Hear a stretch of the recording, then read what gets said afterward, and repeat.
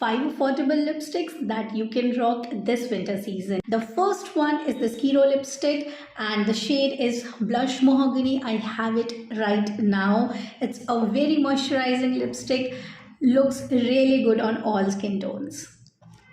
The second shade is this plum liquid lipstick in the shade Cocoa Mocha. Very lightweight on the skin, a very beautiful warm brown color. The third lipstick is Miniso Velvet Matte Lipstick and the shade is Pink Orchid, a very wearable purple color. It will look bomb on dusky skin tone. You can totally rock this color this winter. The fourth color is the Nykaa matte lipstick in the shade Diana. It's a very pretty medium pink color.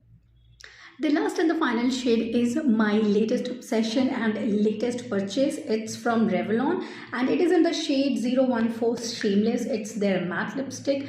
This is said to be a dupe for Charlotte Tilbury Pillow Talk in medium. I don't know about that, but it's nonetheless a very flattering color. Very wearable, does not require any kind of pencil, lasts for a really long time, and this is how the shade looks on me.